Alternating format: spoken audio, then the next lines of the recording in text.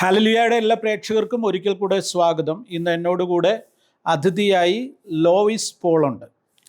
Lois പോളിനെ എനിക്ക് പരിചയപ്പെടുത്തുന്നതിൽ അതിയായ സന്തോഷമുണ്ട്. അനുഗ്രഹീതയായ ഒരു ഗായികയാണ്. ഒപ്പം നിരവധി ഗാനങ്ങൾ എഴുതിയിട്ടുണ്ട്. അതിമനോഹരമായ ഗാനങ്ങൾ.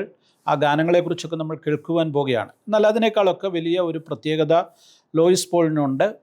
അനുഗ്രഹീതനായ ദൈവദാസൻ pastor K M Joseph, India Pentecost ദൈവസഭയുടെ ജനറൽ പ്രസിഡൻ്റായിരുന്ന പാസ്റ്റർ കെ എം ജോസഫിൻ്റെ മകളാണ് ലോയിസ് പോൾ.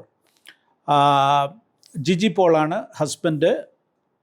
അവരിപ്പോൾ ന്യൂയോർക്കിൽ താമസിക്കുന്നു. അനുഗ്രഹീതമായൊരു മിനിസ്ട്രി അവർ ചെയ്തുകൊണ്ടിരിക്കുന്നു. പ്രത്യേകിച്ച് ഗാനങ്ങൾ എഴുതുക, അത് റെക്കോർഡ് ചെയ്യുക, അതിൻ്റെ പ്രചരണം, അതൊക്കെ പ്രധാനമായ കാര്യങ്ങളായി ചെയ്തിരിക്കുന്നു. അതോടൊപ്പം തന്നെ നിരവധി ആളുകളെ മോട്ടിവേറ്റ് ചെയ്യുന്ന അനുഗ്രഹീതമായൊരു കുടുംബമാണ്.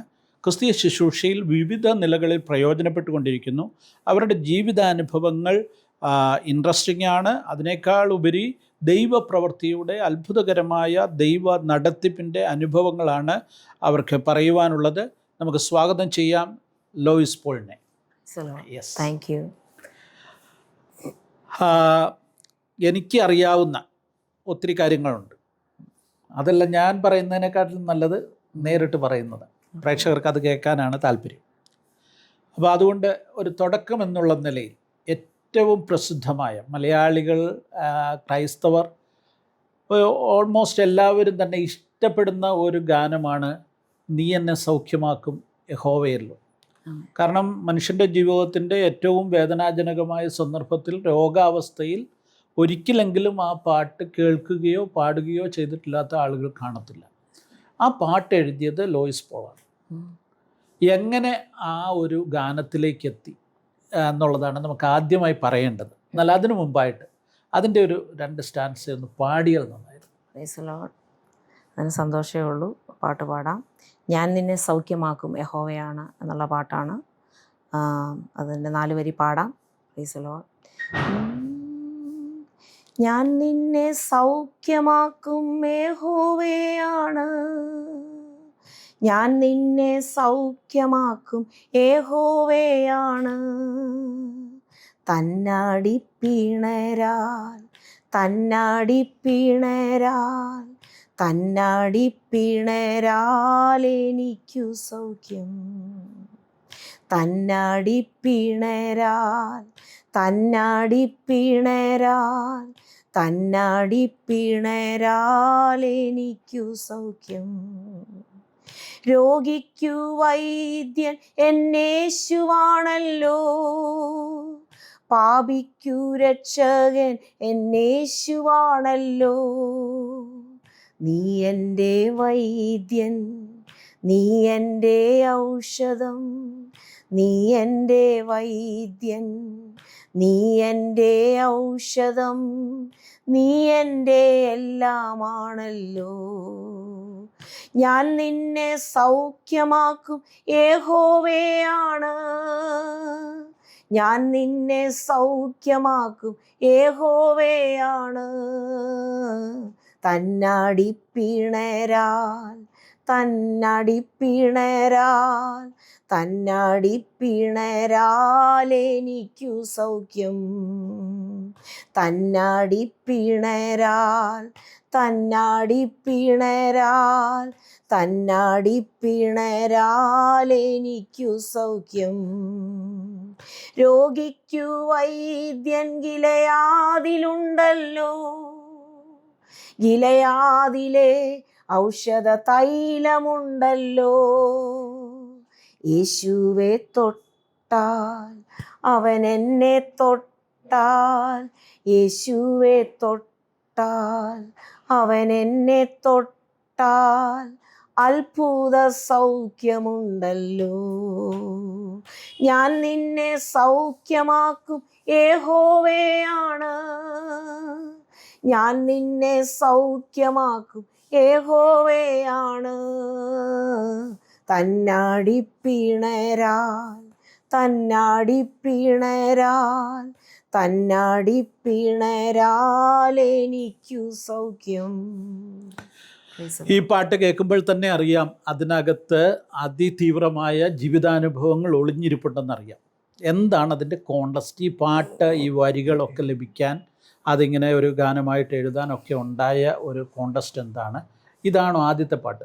ആദ്യത്തെ പാട്ട് ഇതാണ്. ആദ്യം എഴുതിയ പാട്ട് ഇതാണ്. ഏറ്റവും പോപ്പുലർ പാട്ടും ഇതാണ് എഴുതിയതിൽ. 140ഓളം ഗാനങ്ങൾ എഴുതിയിട്ടുണ്ടെന്നാണ് ഞാൻ മനസ്സിലാക്കുന്നത്. പക്ഷേ അതിലേറ്റവും ആളുകൾ ഹൃദയം കൊണ്ട് ഏറ്റെടുത്ത ഗാനമാണിത്. ഓരോരുത്തരുടെയും വ്യക്തിപരമായ ജീവിതത്തോട് ചേർന്ന് നിൽക്കുന്നതായതുകൊണ്ടാണ് ആ പാട്ടിന് ഇത്ര ഒരു പോപ്പുലാരിറ്റി ലഭിച്ചത്. എന്താണ് ഈ പാട്ട് എഴുതുവാനുണ്ടായ സാഹചര്യം? അതിലേക്ക് നയിച്ചത് എന്താണ്? ആ കാര്യങ്ങളൊന്ന് വിശദമായിട്ട്. അപ്പോൾ ആ പാട്ട് 2006 ഞാൻ എഴുതിയത്. അപ്പോൾ ഈ പാട്ടിൻ്റെ അകത്ത് എൻ്റെ ജീവിതത്തിൻ്റെ എല്ലാ കാര്യങ്ങളും ഉണ്ട്. യേശു എൻ്റെ ജീവിതത്തിൽ ആരാണ്, എൻ്റെ എല്ലാമാണ്. ചെറുപ്പത്തിൽ തന്നെ ഒരു പെന്തിക്കോസ് കുടുംബത്തിൽ പാസ്റ്ററുടെ മകളായിട്ട് ജനിച്ചു. അപ്പം നമുക്ക് മെഡിസിനൊന്നും ഞങ്ങൾ എടുക്കത്തില്ലായിരുന്നു ചെറുപ്പത്തിൽ. നമുക്ക് എന്തെങ്കിലും വന്ന ഉടനെ പ്രാർത്ഥിച്ചാൽ മതി എന്ന് പറയാം. അപ്പോൾ രോഗത്തിന് നമ്മളൊരു മെഡിസിൻ ക്യാബിനറ്റിലേക്ക് പോവുകയല്ല, പ്രാർത്ഥിക്കുകയാണ് ആദ്യം വേണ്ടെന്നുള്ള അതെൻ്റെ ഹൃദയത്തിലേക്ക്, എൻ്റെ കുടുംബത്തിൽ നിന്ന്, ഞാൻ ജനിച്ചു വളർന്ന ഭവനത്തിൽ നിന്ന് തന്നെ എനിക്ക് ലഭിച്ചു. അതുപോലെയല്ല എൻ്റെ ജീവിതത്തിൽ രോഗസൗഖ്യം ഞാൻ അനുഭവിച്ചറിഞ്ഞിട്ടുണ്ട്. ഞാൻ നഴ്സിങ്ങിന് പോയ സമയത്ത് എനിക്കിതുപോലെ എൻ്റെ റൈറ്റ് നീക്ക് ഭയങ്കര വേദന വന്ന് നീരെല്ലാം വെച്ച് എനിക്ക് വേണേൽ ഡോക്ടറെ അടുക്ക പോകാമായിരുന്നു. പക്ഷെ ഞാൻ പ്രാർത്ഥിച്ചു, ദൈവം എനിക്ക് പ്രാർത്ഥിച്ച് സൗഖ്യം കിട്ടണം. അപ്പോൾ പ്രാർത്ഥിക്കും തോറും ഇത് വേദന കൂടുന്നതല്ലാതെ കുറയുന്നില്ല. അങ്ങനെ വന്നപ്പോഴത്തേക്ക് ഞാൻ അവിടെ ഒരു കൺവെൻഷൻ വന്നു, DGS ദിനകരൻ്റെ ഒരു കൺവെൻഷൻ വന്നപ്പോൾ അവരെന്നോട് പറഞ്ഞു, മാത്യു, മാർക്ക്, ലൂക്ക്, ജോൺ അതെല്ലാം വായിക്കും, അത് വായിക്കും തോറും വിശ്വാസം വർദ്ധിക്കും, അത് വായിക്കാൻ പറഞ്ഞു. അങ്ങനെ അതൊക്കെ വായിച്ചുകൊണ്ടിരുന്നു. അപ്പോൾ എൻ്റെ പരീക്ഷയുടെ തലേന്ന് പഠിക്കാൻ മേല ഞാൻ നിലത്ത് കിടന്ന് ഇങ്ങനെ ഉരുണ്ട് വേദന എടുത്ത് കരയുക. അന്നേരം ഞാനിങ്ങനെ പറയുക, എൻ്റെ കാലയിൽ ആരെങ്കിലും ഒന്ന് തൊട്ട് പ്രാർത്ഥിച്ചിരുന്നെങ്കിൽ ഒരു പക്ഷേ ഞാൻ സൗഖ്യമായേനെ. അപ്പോൾ എൻ്റെ ഒരു ഫ്രണ്ട് ഇതുപോലെ വിശ്വാസത്തിലേക്ക് കടന്നു വരുന്നു. അവളുടെ കൈ വെച്ച് എനിക്ക് വേണ്ടി പ്രാർത്ഥിച്ചു. എന്തൊക്കെയാണ് പ്രാർത്ഥിച്ചതെന്ന് ഞാൻ ഓർക്കുന്നില്ല. ഇനി അന്ന് രാത്രി ഞാൻ നന്നായിട്ട് ഉറങ്ങി. രാവിലെ എഴുന്നേറ്റപ്പോൾ ആ വേദന പോയി. പിന്നെ ഒരിക്കൽ പോലും ജീവിതത്തിൽ ഇതുവരെ ആ വേദന വന്നിട്ടില്ല. വേറെ വേദനകളൊക്കെ വന്നിട്ടുണ്ട്, പക്ഷേ ആ റൈറ്റ് നീയുടെ ഹീലിങ് ടോട്ടൽ ഹീലിംഗ് ആയിരുന്നു. സോ അത് എൻ്റെ ജീവിതത്തിൽ ഞാൻ അനുഭവിച്ചറിഞ്ഞിട്ടുണ്ട്. പിന്നെ വളരുമ്പോഴൊക്കെയുള്ള സാഹചര്യങ്ങളിൽ എൻ്റെ അമ്മ എപ്പോഴും എന്നോട് പറയും, നീ പ്രാർത്ഥിച്ചാൽ മതി. അപ്പോൾ അങ്ങനെ രോഗസൗഖ്യങ്ങൾ, നീ എന്നെ തൊട്ടാൽ എന്നുള്ള വാക്കൊക്കെ അതിൽ നിന്നൊക്കെയാണ്. പിന്നെ അത് കഴിഞ്ഞ് ഞാൻ കല്യാണം കഴിഞ്ഞതുപോലെ എനിക്ക് തലവേദന വന്നപ്പം ഭയങ്കര കുടുങ്ങി തലവേദന. അപ്പം ഞാൻ അന്നേരം ഞാൻ മെഡിസിനൊക്കെ എടുക്കാൻ നോക്കി, ടൈലിനോളോ ഏതാണ്ടൊക്കെ എടുത്തു, പക്ഷേ വേദന പോയില്ല. അന്നേരം ഞാൻ പറഞ്ഞു, ചീച്ച, അപ്പം ഞാൻ അച്ചാച്ചന് KM ജോസഫ് പാസ്റ്റർ എൻ്റെ പുസ്തകങ്ങളൊക്കെ ഒത്തിരി ഉണ്ടല്ലോ. അച്ചാച്ചൻ എന്നാണ് ഫാദറിനെ വിളിച്ചുകൊണ്ടിരുന്നത്. അതെ, ഓക്കെ. ഞങ്ങൾ ഉണ്ണിച്ചായൻ എന്ന് വിളിക്കുമായിരുന്നു, പാസ്റ്റർ KM ജോസഫ് എന്ന് ഒഫീഷ്യലായിട്ട് പറയുന്നു. Okay, anyway. ഇനി അപ്പോൾ അച്ചാച്ചൻ ഇങ്ങനെ പുസ്തകങ്ങളൊക്കെ വായിക്കും. അപ്പം അത്ഭുതത്തിൻ്റെ താക്കോല് എന്നൊക്കെയുള്ള ബുക്കുകളൊക്കെ വായിച്ച് അതിൻ്റെ അകത്ത് പോളിയോങ്കിച്ച ഒരു അനുഭവം പറയുന്നുണ്ട്. അദ്ദേഹത്തിന് എങ്ങനെ സൗഖ്യം കിട്ടിയേ, വചനം ഉരുവിട്ട്.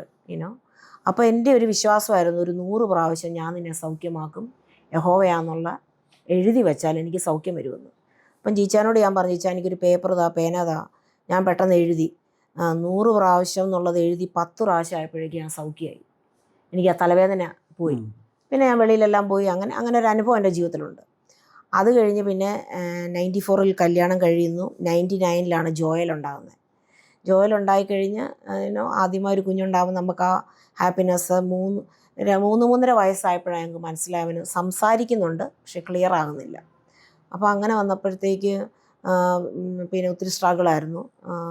അപ്പം അവനെ ഇങ്ങനെ നമ്മൾ എല്ലാ ടെസ്റ്റുകളെല്ലാം ചെയ്തെല്ലാം നോർമലാണ്. സ്പീച്ചൊക്കെ അവന് കൊടുത്തു. അപ്പോൾ അതൊക്കെ ഹെൽപ്പ് ചെയ്യുന്നുണ്ട്. അപ്പോൾ ഞാൻ ഈ പാട്ട് എഴുതുമ്പം ജോയലിന് 7 വയസ്സ്. അപ്പോൾ അവൻ്റെ ആ വളരുന്ന സമയമാണ്. അപ്പോൾ ഒരു പ്രാവശ്യം വൈകിട്ട് എനിക്കിങ്ങനെ തോന്നുവാണ്, ജോയലിൻ്റെ റൂമിൽ പോയി ഒന്ന് പ്രാർത്ഥിക്കണമെന്ന്. അപ്പോൾ ഞാൻ ഇവനെ പ്രാർത്ഥിച്ചാൻ ജോലിക്ക് പോയിക്കുവാണ്. ഇവനെ പ്രാർത്ഥിച്ചുറക്കാൻ വേണ്ടി ഇവൻ്റെ റൂമിൽ ചെന്നപ്പോൾ ഞാൻ അവിടെ നിന്ന് മുട്ടുകുത്തിയിരുന്ന് ഇവനോട് അപ്പം എന്നോട് ദൈവത്തിൻ്റെ ആത്മാവ് സംസാരിക്കുക, ഇവനോട് ഈ വാക്യം പഠിപ്പിക്കാൻ ഇവനെ. അപ്പം ഞാൻ നിന്നെ സൗഖ്യമാക്കുന്ന യഹോവയാണ് മോനെ, നീ പറയുമ്പം അവൻ എന്നോട് പറയുന്നു. ഞങ്ങളിങ്ങനെ അങ്ങോട്ടും ഇങ്ങോട്ടും പറഞ്ഞുകൊണ്ടിരിക്കുമ്പം എനിക്ക് മനസ്സിലായി ഈ വചനം ഇവനെ തൊടുന്നുണ്ടോ. അപ്പോൾ അപ്പോൾ ഇവനിങ്ങനെ ചിരിച്ചുകൊണ്ട് എന്നോട് ഇതിങ്ങനെ പറയുന്നു, ഞാൻ അങ്ങോട്ട് പറയുന്നു. അതെല്ലാം പറഞ്ഞ് ഇവന് വേണ്ടി പ്രാർത്ഥിച്ചുകൊണ്ട് ആ റൂമിൽ ഇരുന്നപ്പോൾ തന്നെ ഈ പാട്ടിനെ പറ്റിയുള്ള ഒരു ഐഡിയ എൻ്റെ മനസ്സിൽ വന്നു. ഞാൻ നിന്നെ സൗഖ്യമാക്കുന്നു. അപ്പോൾ ഇത് റിപ്പീറ്റേഷനിൽ കൂടെ നമുക്ക് ഫെയ്ത്ത് ഉണ്ടാകുന്ന കാര്യവും. അപ്പോൾ അതൊരു റേമ വേർഡായിട്ട് ഞാൻ ഏറ്റെടുത്ത് പെട്ടെന്ന് ഞാനൊരു പേപ്പർ എടുത്ത് എഴുതുവാണത്. അപ്പം ഞാൻ ചെറുപ്പത്തിലേ പാട്ട് പാടും. 3 വയസ്സ് മുതലേ പാട്ട് പാടും. സ്റ്റേജിലും നമ്മുടെ കുമ്മനാട്ടൊക്കെ വന്ന് എല്ലാ പ്രാവശ്യവും എവിടെയൊക്കെ പോയി പാടിയിട്ടുണ്ട് അവിടെയൊക്കെ ഫസ്റ്റ് പ്രൈസ് ലഭിക്കാൻ ദൈവം എന്നെ സഹായിച്ചിട്ടുണ്ട്. PIP മത്സരങ്ങളിലൊക്കെ സ്ഥിരം സാന്നിധ്യമായിരുന്നു. അതാണ്. നേഴ്സിങ്ങിന് പോകുന്നിടം വരെ ഒക്കെ അതിന് മുന്നേ വരികയും പാടുകയും ഒക്കെ ചെയ്തിട്ടുണ്ട്. അവിടുന്ന് 12ാമത്തെ വയസ്സിലാണ് ഞാൻ അവിടെ വന്ന് കുമ്പനാട്ട് വന്നൊരു പാട്ട് പാടി, കാൽവറി മാമല എന്നുള്ള പാട്ട്. അതെൻ്റെ വലിയ ഫേവറേറ്റ് ഒരു ഗാനമായിരുന്നു. അപ്പോൾ ഈ ഉച്ചതിരിഞ്ഞ് ഈ പ്രൈസ് കിട്ടിയ പിള്ളേരെ കൊണ്ട് വീണ്ടും പാടിക്കും. അപ്പോൾ ആരും അവിടെ അശ്രദ്ധമായിട്ടൊക്കെ അങ്ങോട്ടും ഇങ്ങോട്ടൊക്കെ നടക്കുന്ന ഒരു സമയം. അപ്പോൾ എനിക്ക് അന്നേരം 12 വയസ്സേ ഉള്ളൂ. ഞാൻ അവിടെ നിന്ന് ഇങ്ങനെ പാടുമ്പം വെളിയിൽ നിൽക്കുന്ന ആൾക്കാരെല്ലാം അകത്തോട്ട് കയറി വരിക. അപ്പോൾ ഈ പാട്ട് കാൽവറി മാമല നീ എന്ന് കയറി, ബലിയായി നീ എന്ന് ജീവൻ വെടിഞ്ഞു, അതൊരു 2 വരി ഒന്ന് പഠിക്കുമോ പഴയ ഓർമ്മയിൽ? ഓക്കെ. കാൽവറി മാമല നീ അന്നു കയറി, ബലിയായി നീ അന്ന് ജീവൻ വെടിഞ്ഞു, പാപത്തിൻ കൂരിരുൾ നീ അകറ്റി, ഭൂമിയിൽ സ്വർഗത്തിൻ വാതിൽ തുറന്നു, ഞങ്ങൾക്കായി നീ. Praise the Lord. അപ്പം ഈ പാട്ട് ഞാൻ പാടിക്കൊണ്ടിരിക്കുമ്പം എനിക്കങ്ങ് തോന്നും ആ കർത്താവ് അനുഭവിച്ച ആ ഹോൾ ഹെവിനെസ്, ആ ഹോൾ ഇത് ഞാനങ്ങ് ഏറ്റെടുത്ത് ഞാനങ്ങ് പാടുക. ഞാൻ ഓൾമോസ്റ്റ് കരഞ്ഞു. അപ്പം എൻ്റെ അമ്മയൊക്കെ അവിടെ ഇരിപ്പുണ്ട് ആ ഓഡിയൻസിൽ. അപ്പോഴത്തേക്ക് ഈ പാട്ട് പാടിയപ്പോഴത്തേക്ക് PM ഫിലിപ്പച്ചനും പരഞ്ജ്യോതി പാസ്റ്റർ അച്ചാച്ചനും എല്ലാം ഇപ്പോൾ പറഞ്ഞത് KM ജോസഫ് പാസ്റ്ററുടെ മോളക്ക് വേണ്ടി പ്രാർത്ഥിക്കുക, അവളുടെ താലന്തിന് വേണ്ടി പ്രാർത്ഥിക്കാമെന്ന് പറഞ്ഞ് ഞാനവിടെ മുട്ടുകുത്തി. ഇവർ 3 പേരും എൻ്റെ തലയിൽ കൈവച്ചു പ്രാർത്ഥിച്ചു. അതെൻ്റെ ജീവിതത്തിൽ വലിയൊരു വഴിത്തിരിവായിരുന്നു ഞാൻ വിശ്വസിക്കുകയാണ്. അത് കഴിഞ്ഞ് നേഴ്സിങ്ങിന് പോയപ്പോൾ എല്ലാവരും ഓർത്ത് അതോടെ ഇവിടെ പാട്ടും കാര്യമെല്ലാം തീർന്നു. പക്ഷേ അവിടെയും ചെന്ന് ബാംഗ്ലൂരെല്ലാം എല്ലായിടത്തും പോയി പാടുകയും കൺവെൻഷൻ സ്റ്റേജുകളിലൊക്കെ പാടുമായിരുന്നു. അങ്ങനെയൊക്കെ ആയിരുന്നു. അപ്പം 2006 ഈ പാട്ട് എഴുതാനുള്ള ആ ലിറിക്സും കാര്യങ്ങളും ഐഡിയ എല്ലാം ദൈവം എനിക്ക് തന്നു. പെട്ടെന്ന് ഞാനൊരു തുണ്ടുകടലാസയിൽ എഴുതി വെച്ചു. അപ്പോൾ എൻ്റെ ബ്രദർ നല്ലതായിട്ട് ഗിറ്റാറൊക്കെ വായിക്കുന്ന ബിന്നിച്ചാൻ, അദ്ദേഹത്തിൻ്റെ വീട്ടിൽ പിറ്റേ ദിവസം ഞാൻ ചെന്നിട്ട് പറഞ്ഞു, ബിന്നിച്ചാൻ ഞാനൊരു പാട്ട് എഴുതി അപ്പോൾ ബിന്നിച്ചാൻ അത് ഗിറ്റാറൊക്കെ വെച്ചൊന്ന് പാടിയൊക്കെ നോക്കി. അപ്പോൾ അന്ന് അവിടെ ഒരു ലണ്ടനിൽ നിന്നൊരു ദേവദാസം വന്നിട്ടുണ്ടായിരുന്നു. പുള്ളിക്കാരൻ എന്നോട് പറഞ്ഞു, ഇത് നിങ്ങൾ റെക്കോർഡ് ചെയ്യണമെന്ന് പറഞ്ഞു. തുടർന്ന് അങ്ങോട്ട് ദൈവം എനിക്ക് ഒരുപാട് പാട്ടുകൾ ഇങ്ങനെ മട പൊട്ടി ഒഴുകുന്ന പോലെ വരികയാണ്. പക്ഷേ എന്നാൽ ഞാൻ നിന്നെ സൗഖ്യമാക്കുന്ന യഹോവയാണ്, ചെല്ലുന്നിടത്തെല്ലാം എല്ലാവരും ചോദിക്കും. അപ്പോൾ ഈ പാട്ടങ്ങ് പാടും. പിന്നെ അതുകൊണ്ട് മറ്റുള്ള പാട്ടുകളൊക്കെ പോപ്പുലർ ആയിട്ടില്ല. എന്നാൽ പിന്നെ ഇത് വളരെ ഹീലിംഗ് സോങ് ആയതുകൊണ്ട്, പിന്നെ ഒരു ദേവദാസൻ ഇതേപ്പറ്റി പറഞ്ഞത്, നമുക്ക് കഷായക്കാലത്ത് ചെന്ന് കൈയിടുന്നത് പോലെയാണ് ഈ പാട്ട്. എപ്പോഴൊക്കെ നമുക്ക് ആവശ്യമുണ്ടോ അപ്പോഴെല്ലാം ചെന്ന് നമ്മൾ ഈ പാട്ട് പാടിയെടുത്താൽ നമുക്ക് ആ സൗഖ്യം വരുമെന്ന് എൻ്റെ ജീവിതത്തിൽ അത് ഞാൻ അനുഭവിച്ചിട്ടുണ്ട് കേട്ടോ. നമ്മുടെ വീട്ടിലാണെങ്കിലും നമുക്കൊരു പ്രയാസം ബുദ്ധിമുട്ടാണ്, അന്നേരം ഞാൻ ഈ പാട്ട് ഒന്നീ പാടും, അല്ലെ പ്ലേ ചെയ്യും.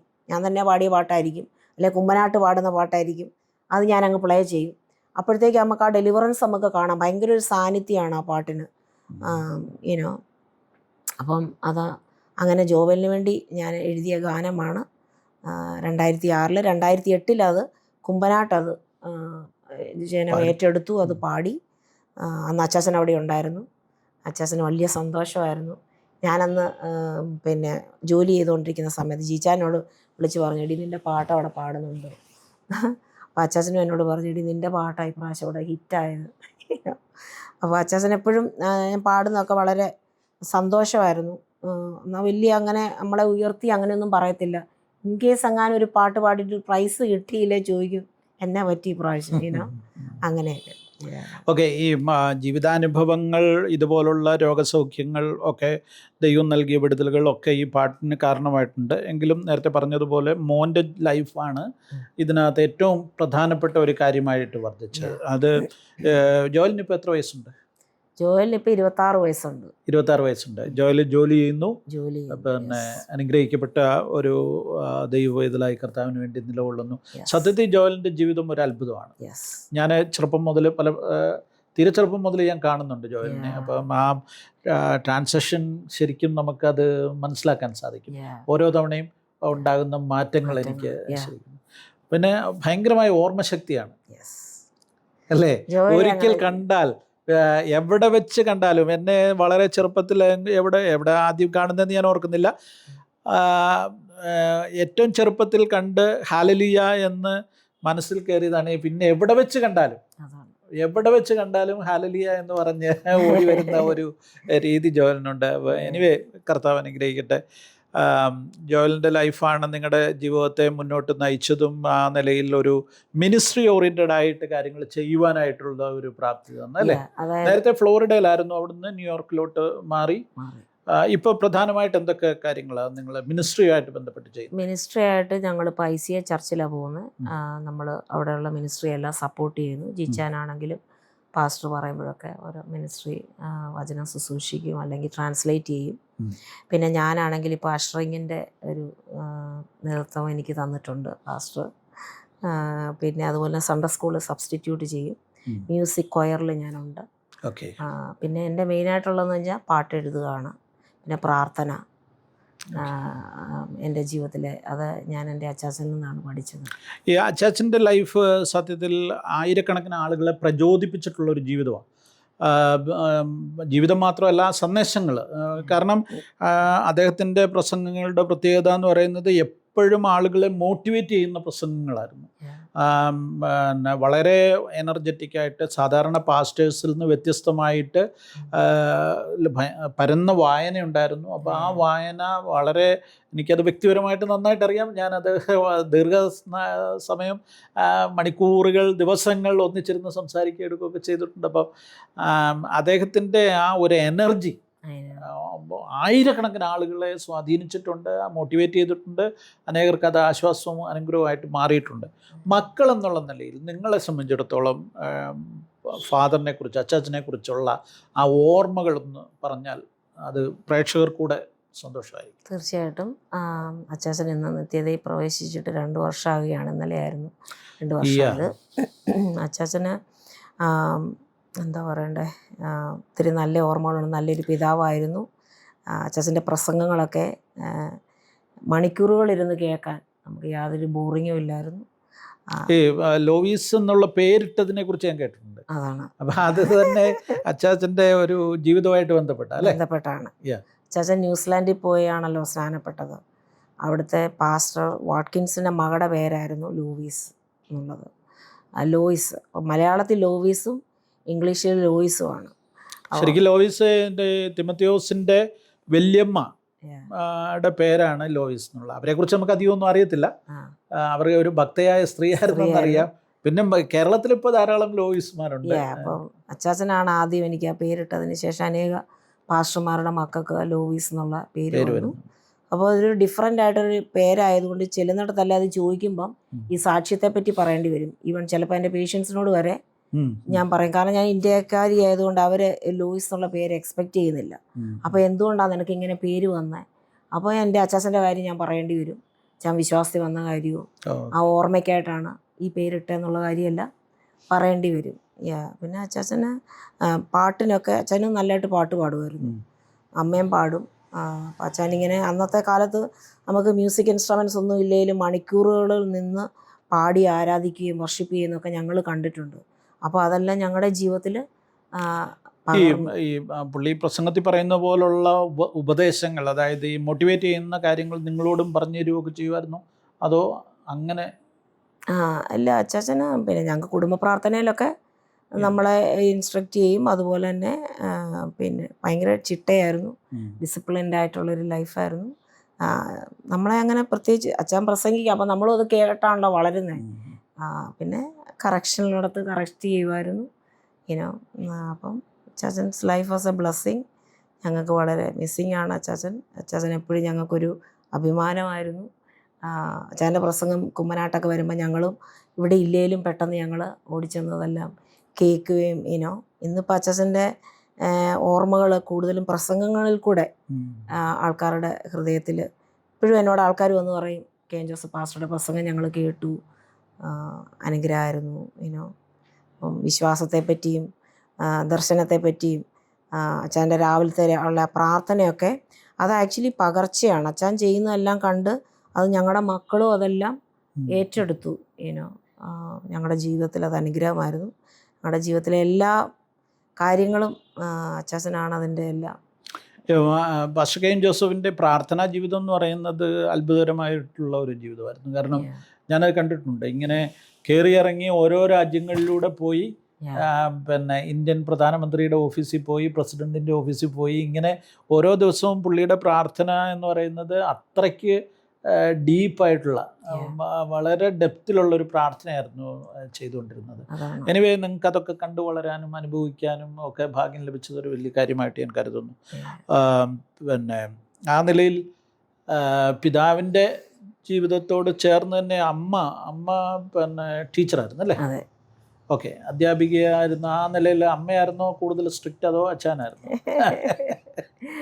അച്ഛൻ ആക്ച്വലി അങ്ങനെ സ്ട്രിക്റ്റ്, ഞങ്ങളുടെ മക്കളോട് കൂടുതലും സ്നേഹവും കരുതലും ഒക്കെ ആയിരുന്നു. അച്ഛൻ കൂടുതൽ ടൈം വീട്ടിലില്ലായിരുന്നു. അപ്പോൾ അമ്മയാണ് സ്ട്രിക്റ്റ് ആയിട്ടെല്ലാം ഇത് ചെയ്തത്. അമ്മയാണ് ആക്ച്വലി അച്ചാച്ചനെയും എല്ലാം മുന്നോട്ട് പോകാൻ പുറകിൽ നിന്ന് പ്രവർത്തിച്ചത് അമ്മയാണ്.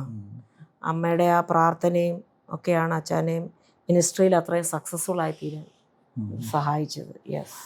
ജീവിതത്തിലെ മറ്റനുഭവങ്ങൾ, ഇപ്പോൾ രോഗസൗഖ്യത്തിൻ്റെ കാര്യങ്ങൾ പറഞ്ഞു, അത് കൂടാതെ ടച്ചിങ് ആയിട്ടുള്ള എന്തെങ്കിലും അനുഭവങ്ങൾ പറയാനായിട്ടുണ്ടോ?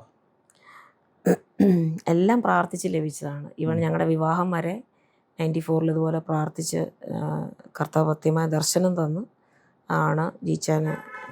ജിജിപോളിൻ്റെ വീട് കോതമംഗലത്താണ്. കോതമംഗലം. ഇപ്പോൾ ഈ വീടിരിക്കുന്ന കോതമംഗലത്താണ്. മുട്ടത്തുപാറയിലായിരുന്നു ജീച്ചാൻ ഒറ്റയ്ക്ക് വിശ്വാസത്തിൽ യാക്കോബോയിന്ന് വന്നതാണ്. ഒറ്റയ്ക്ക് വിശ്വാസത്തിൽ വന്നതാണ്. അപ്പോൾ പെന്തിക്കോസ് ജനിച്ച് വളർന്ന ഞാൻ ഒരു യാക്കോബായ ഒരു ഇതിലേക്ക് ചെല്ലുമ്പോൾ നമുക്കതേപ്പറ്റി ഒന്നും അറിയത്തില്ല. അത് കോട്ടയത്ത് ജനിച്ച് വളർന്ന ഞാൻ ഇവിടെ വരുമ്പോൾ ഈ നാടും എല്ലാം എനിക്ക് ഡിഫറെൻ്റ് ആയിരുന്നു. സോ അപ്പോൾ ദൈവത്തിൻ്റെ ആത്മാവ് എന്നോട് സംസാരിച്ചു, you are not just on a marriage here, you are on a mission. So ഇതെൻ്റെ മിഷൻ ഫീൽഡായിട്ടാണ് ഞാൻ കാണുന്നത്. ഈവൻ ഈച്ചാൻ്റെ കുടുംബത്തിലുള്ളവരാണെങ്കിലും അവരോട് കർത്താവിൻ്റെ സ്നേഹം. അവരുടെ ഫാമിലിയിൽ നിന്ന് ആദ്യമായിട്ട് ജിജിപോളാണ് വിശ്വാസത്തിലോട്ട് വരുന്നത്. അതെ. പിന്നീട് അമ്മയൊക്കെ വരുന്നത്, അമ്മയും ഫാദറും ഒക്കെ വന്നു. ചാച്ച മരിച്ചുപോയി 2012. അമ്മച്ചി ഇപ്പോഴും ഉണ്ട്. അമ്മയ്ക്ക് 94 വയസ്സുണ്ട്. ശക്തമായൊരു വിശ്വാസത്തിന് വേണ്ടി നിൽക്കുന്നു. അവന് സഹോദരങ്ങളൊക്കെ ഉണ്ട്. അവരൊക്കെ രക്ഷയുടെ അനുഭവമൊക്കെ കൈവശമാക്കി വരുന്നു. പാട്ടുകളെ കുറിച്ച് തന്നെ തിരിച്ചു വന്നാൽ, ഈ കൂടുതൽ ഇഷ്ടപ്പെടുന്ന മറ്റ് പാട്ടുകൾ നോക്കിയാൽ, അതായത് എഴുതിയ പാട്ടുകളല്ല, മറ്റ് പാട്ടുകൾ പാടാൻ ഇഷ്ടപ്പെടുന്നതും ഏറ്റവും കൂടുതൽ പാടിയിട്ടുള്ളതുമായിട്ടുള്ള പാട്ട് ഏതാ? ഒന്ന് ഞാൻ പറഞ്ഞ കാൽവറി മാമല. അത് മത്സരങ്ങൾക്ക് വേണ്ടിയുള്ള പാട്ടായിരുന്നു. അല്ലാതെ എന്നേശു അല്ലാതെ ഇല്ല എനിക്കൊരു ആശ്രയം. അതെൻ്റെ ജീവിതത്തിലെ ഏറ്റവും വലിയ ഇഷ്ടപ്പെട്ട ഒരു ഗാനമായിരുന്നു. അതിൻ്റെ അകത്തും രോഗസൗഖ്യത്തെ പറ്റി പറയുന്നുണ്ട്. ഈ ലോകത്തിലുള്ള എല്ലാവരും മാറിപ്പോയാലും കർത്താവ് കൂടെയുണ്ടെന്നുള്ള. ആക്ച്വലി ആ പാട്ട് ഞങ്ങളുടെ കല്യാണത്തിന് മുമ്പ് ഞാൻ ആ പാട്ട് പാടുന്നത് ജീച്ചാൻ കണ്ടിട്ടുണ്ട്. So it was very striking for him too. So അങ്ങനെയാണ് 94 ഞങ്ങളുടെ വിവാഹം നടക്കുന്നത്. എന്നേശു അല്ലാതെ പിന്നെ അച്ഛൻ ഒത്തിരി നല്ല പാട്ടുകൾ ഇഷ്ടമുണ്ടായിരുന്നു. അതൊക്കെ ഇങ്ങനെ പാടിക്കുമായിരുന്നു. ഒന്ന് അച്ഛൻ പാടുന്നൊരു പാട്ടായിരുന്നു എന്നെ നടത്തുന്ന വിധങ്ങൾ ഓർത്താൽ. പിന്നെ ഈ അടുത്ത ഇടയിലുള്ള പാട്ടിൽ എന്നെ നടത്തുമാ പൊന്നുകരമോ ഒരു നാളും കുറുകിയിട്ടില്ല എന്നുള്ള പാട്ട് എനിക്ക് ഒത്തിരി ഇഷ്ടമാണ്. അങ്ങനെ ഒത്തിരി പാട്ടുകളെല്ലാം വളരെ ഇഷ്ടമുള്ള. എഴുതിയ പാട്ടുകളിൽ ഇത് കഴിഞ്ഞാൽ ഞാൻ നിന്നെ സൗഖ്യമാക്കും, യഹോവയാണ് എന്നുള്ള പാട്ട് കഴിഞ്ഞാൽ പിന്നെ മറ്റുള്ള പ്രധാനപ്പെട്ട പാട്ടുകൾ ഏതൊക്കെയാണെന്ന് പറയാം? എന്നെ മാനിക്കുന്നവനെ ഞാൻ മാനിക്കുമെന്ന് പറഞ്ഞൊരു പാട്ട് എഴുതിയിട്ടുണ്ട്. അത് ചെറുപ്പത്തിൽ എൻ്റെ അമ്മ എന്നോട് പറഞ്ഞൊരു ഇൻസിഡൻറ്റിൽ വെച്ച് എഴുതിയതാണ്. പിന്നെ തേങ്ങലിന് ശബ്ദം നീ കേട്ടു എന്നൊരു പാട്ടുണ്ട്. എന്ത് സന്തോഷം എന്തോരാനന്ദം, പ്രാകാരം വിട്ടു ഞാൻ വന്നിരട്ടെ, അത് ഞാനും ജീച്ചാനൂടെ ചേർന്ന് എഴുതിയൊരു പാട്ടാണ്. ക്രൂശിനായി നന്ദി മറവില തന്നു നീ, അത് translation of thank you for the cross. അതും ഒത്തിരി എനിക്ക് തോന്നുന്നത് ഞാൻ നിന്നെ സൗഖ്യമാക്കും കഴിഞ്ഞാൽ കൂടുതൽ ഔട്ട്ഗോയിങ്ങായിട്ടുള്ള പാടിയ പാട്ടത്. പിന്നെ at the cross I see your love എന്നുള്ള പാട്ട്, അതും ഒരു ട്രാൻസ്ലേഷനാണ്. ക്രൂശിൽ കണ്ടുവിൻ്റെ ഇംഗ്ലീഷിലേക്ക് ട്രാൻസ്ലേറ്റ് ചെയ്തു. പിന്നെ എഫദ തുറന്നു വരട്ടെ എന്നൊരു യൂട്യൂബിലുണ്ട് ആ പാട്ട്. പിന്നെ ഈ പറഞ്ഞ പോലെ എല്ലായിടത്തും നമുക്കിങ്ങനെ പാടിക്കൊണ്ട് നടക്കാനൊന്നും, നമ്മളിപ്പോഴും ജോലി ചെയ്യുന്നുണ്ട്. ജോലിയും മറ്റു കാര്യങ്ങൾക്കിടയിലാണല്ലോ. പിന്നെ ഇത്രമേൽ എന്നെ സ്നേഹിപ്പാൻ എന്നുള്ള പാട്ട് കഴിഞ്ഞ പ്രാവശ്യം വന്നപ്പോൾ റെക്കോർഡ് ചെയ്തു 2023. പിന്നെ പ്രിയനെ നിൻ രൂപം, പിന്നെ യഹോവ സിയോൻ പ്രവാസികളെ മടക്കി വരുത്തിയപ്പോൾ അത് സങ്കീർത്തനം 126 എഴുതിയൊരു പാട്ടാണത്. ജോയലിൻ്റെ ജീവിതത്തോടുള്ള ബന്ധത്തിലാണ് അതും. ഒരു പ്രാവശ്യം അവനിങ്ങനെ നടക്കാൻ പോയിട്ട് ഒത്തിരി നേരമായിട്ടും തിരിച്ചു വന്നില്ല. അപ്പോൾ ഞങ്ങളൊന്ന് പേടിച്ചു. പക്ഷേ എന്നാലും ദൈവം ഒരു ധൈര്യം തന്നു. അപ്പം ഇവൻ പോകുന്ന സ്ഥലങ്ങളിലെല്ലാം ഞാൻ പോയി നോക്കിയിട്ട് തിരിച്ചു വന്നിട്ടും കൊച്ചു വീട്ടിൽ വന്നിട്ടില്ല. അപ്പം പെട്ടെന്ന് ഞാൻ കാറ് വാഷ് ചെയ്യാൻ പോകുമായിരുന്നു. നമ്മുടെ ഈ ബൈബിള് തുറന്ന് വായിച്ചപ്പോൾ, നമ്മുടെ ഫോൺ ബൈബിള്, അതിലേക്ക് എന്നെ പെട്ടെന്ന് എത്തിച്ച് 126 സങ്കീർത്തനം. യഹോവ സിയോൻ്റെ പ്രവാസികളെ മടക്കി വരുത്തിയപ്പോൾ ഞങ്ങൾ സ്വപ്നം കാണുന്നവരെ പോലെ. ഈ ഒരു വാക്കേ കിട്ടിയുള്ളൂ. ഇച്ചിരി കഴിഞ്ഞപ്പോൾ ജീച്ച അത് ഞാൻ കിട്ടി മടക്കി വെച്ചു. അന്നേരം ജീച്ച എന്നെ വിളിച്ചു, ജോയൽ നടത്തെല്ലാം കഴിഞ്ഞ് വന്നിട്ടുണ്ടെന്ന് പറഞ്ഞു. അപ്പം ഞാൻ പറഞ്ഞു എനിക്കറിയായിരുന്നു എന്ന് പറഞ്ഞു. നിനക്കെങ്ങനെ അറിയാമെന്ന് ചോദിച്ചു. ഞാൻ പറഞ്ഞു എനിക്കിപ്പോൾ ദൈവം ഒരു വചനം തന്നു, ആ വചനത്തിൽ കൂടെ എനിക്ക് മനസ്സിലായാൽ വന്നിട്ടുണ്ടെന്ന്. അപ്പോൾ അത് വെച്ച് ഞാൻ നോക്കിയപ്പോൾ പലരും അതിന് മുന്നുള്ള സങ്കീർത്തനങ്ങളൊക്കെ വെച്ച് പാട്ട് എഴുതിയിട്ടുണ്ട്. എന്നാൽ പിന്നെ ഇതൊരു പാട്ടാക്കാം എന്ന് ഞാനിങ്ങനെ റിവേഴ്സ് ഓഫ് ബാബിലോൺ എന്ന് പറയുന്ന മനോഹരമായൊരു ഗാനത്തിൻ്റെ അതാണ് അതിന് പശ്ചാത്തലം അത് തന്നെയാണ്. അപ്പോൾ അങ്ങനെയാണ് ആ പാട്ട് എഴുതിയത്. യഹോവ സിയോൻ പ്രവാസികളെ മടക്കി വരുത്തിയപ്പോൾ ഞങ്ങൾ സ്വപ്നം കാണുന്നവരെ പോലായിരുന്നു. അങ്ങനെ പോകും. അത് യൂട്യൂബിലുണ്ട് ഇതെല്ലാം. എൻ്റെ ലൂയിസ് പോളിൻ്റെ ഒഫീഷ്യൽ ഇതിലുമുണ്ട്. ബെതൽ ഇന്ത്യ എന്ന് പറഞ്ഞ ഞങ്ങൾക്കൊരു യൂട്യൂബ് ചാനലൂടെ ഉണ്ട്. പിന്നെ ഈ ലേറ്റസ്റ്റ് ഇപ്പോൾ വന്നപ്പോൾ 2 പാട്ട് ഞങ്ങൾ റെക്കോർഡ് ചെയ്തു. ഒന്ന് പരിശുദ്ധാത്മാവിനെ പറ്റിയുള്ളൊരു പാട്ടാണ്, പരിശുദ്ധാത്മാ രൂപിയവൻ എന്ന് പറഞ്ഞൊരു പാട്ട്. പിന്നെ കരുതുന്ന ദൈവത്തെ പറ്റി, അത് ഞങ്ങളുടെ ഇവിടുത്തെ സെൻട്രൽ പാസ്റ്റർ, ഇപ്പോഴത്തെ പാസ്റ്റർ എന്നോട് പറഞ്ഞു, സിസ്റ്റർ ഞാൻ നിന്നെ സൗഖ്യമാക്കുന്ന യഹോവയെ പറ്റി പാട്ട് എഴുതിയല്ലോ, കരുതുന്ന ദൈവത്തെപ്പറ്റി സിസ്റ്റർ ഒരു പാട്ട് എഴുതാം. അങ്ങനെ എൻ്റെ തലയെ കൈ വെച്ച് പ്രാർത്ഥിച്ച് പിന്നെ ഞാൻ അതേപ്പറ്റി ഇരുന്ന് ധ്യാനിച്ച് പ്രാർത്ഥിച്ച് കിട്ടിയൊരു പാട്ടാണ് കരുതുന്ന ദൈവം. അപ്പോൾ അതേപ്പറ്റി ആ പാട്ട് ഇപ്പോൾ റെക്കോർഡ് ചെയ്തിട്ടേ ഉള്ളൂ. അടുത്ത് തന്നെ അത് വെളി വരും. അത് എൻ്റെ 2 വരി വേണേൽ പാടാം. ഓക്കെ, ഞാനൊന്ന് കരുതുന്ന ദൈവം, കാക്കുന്ന ദൈവം, നിനക്കായൊരുക്കിയ വിരുന്നുശാല. കരുതുന്ന ദൈവം, കാക്കുന്ന ദൈവം, നിനക്കായൊരുക്കിയ വിരുന്നുശാല. നിനക്കായി കരുതും വീര്യഭുജം, അവൻ നിങ്ങൾക്കായി കരുതിയിട്ടുണ്ട്. തീയുമുണ്ട്, വിറകുമുണ്ട്, യാഗമൃഗം എവിടെ? മകനെ ദൈവം കരുതിക്കൊള്ളും, അവങ്കൽ നീ ആശ്രയിക്കാം. മകനെ ദൈവം കരുതിക്കൊള്ളും, അവങ്കൽ നീ ആശ്രയിക്കാം. Okay, very good.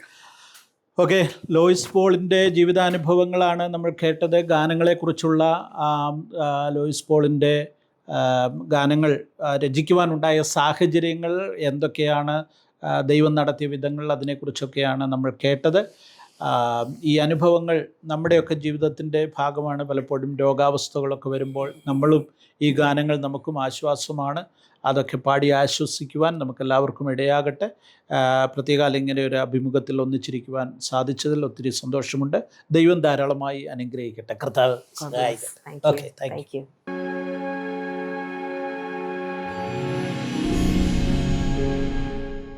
Pastor K N. Joseph കേരളക്കരയെ ഇളക്കി മറിച്ച അനുഗ്രഹീതനായ ഒരു പ്രഭാഷകനായിരുന്നു. 1/2 നൂറ്റാണ്ട് കാലം പെന്തക്കോസ്ത് ഉപദേശങ്ങൾക്ക് വേണ്ടി അതിശക്തമായി അദ്ദേഹം നിലകൊണ്ടു. അദ്ദേഹം എഴുതിയ ചില ലഘുപുസ്തകങ്ങളുടെ സമാഹാരമാണ് ഞാൻ ഈ കാണിക്കുന്നത്. കന്യകാമറിയം, പൗരോഹിത്യം, സ്നാനം, പെന്തക്കോസ്ത് ഈ 4 ലഘുപുസ്തകങ്ങൾ ഒന്നിച്ച് ഒരു പുസ്തകമാക്കി മാറ്റിയിരിക്കുന്നു. ഉപദേശപരമായ വിഷയങ്ങൾ, പ്രത്യേകിച്ച് കത്തോലിക്ക സഭയുടെ ദുരുപദേശങ്ങൾക്കെതിരെ അതിശക്തമായ രചനകളാണിത്.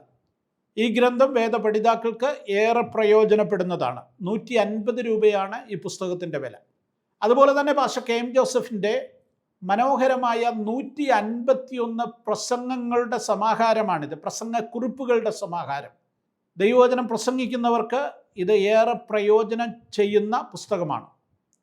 ഇതോടൊപ്പം മറ്റ് 2 പുസ്തകങ്ങൾ കൂടെ ഞാൻ നിങ്ങളെ പരിചയപ്പെടുത്തട്ടെ. ഇന്നും നാം സാത്താൻ്റെ തന്ത്രങ്ങളെ അറിയാത്തവരോ, ലഫ്റ്റനന്റ് കേണൽ ഏബ്രഹാം PV എഴുതിയിരിക്കുന്ന മനോഹരമായൊരു പുസ്തകം. ഇത് ഞാൻ തന്നെ രചിച്ചിട്ടുള്ള ലേഖനങ്ങളുടെ സമാഹാരമാണ്, ബ്ലാക്ക് ആൻഡ് വൈറ്റ്. ഈ 4 പുസ്തകങ്ങൾക്കും ഓരോന്നിനും 150 രൂപ വീതമാണ് വില. ആകെ 600 രൂപ. എന്നാൽ ഇപ്പോൾ ഈ പുസ്തകങ്ങൾ ഒന്നിച്ചെടുക്കുന്നവർക്ക് പകുതി വിലയ്ക്ക്, അതായത് 300 രൂപയ്ക്ക് ഈ പുസ്തകങ്ങൾ ലഭിക്കുന്നു. ഇതോടൊപ്പം സ്ക്രീനിൽ കൊടുത്തിട്ടുള്ള ആ വാട്സപ്പ് നമ്പറിലേക്ക് 4 ബുക്സ് എന്ന് ടൈപ്പ് ചെയ്ത് നിങ്ങളുടെ അഡ്രസ്സ് അയയ്ക്കുക. നിങ്ങൾക്ക് ഈ പുസ്തകങ്ങൾ ബൈ പോസ്റ്റ് അയച്ചു തരുന്നതായിരിക്കും.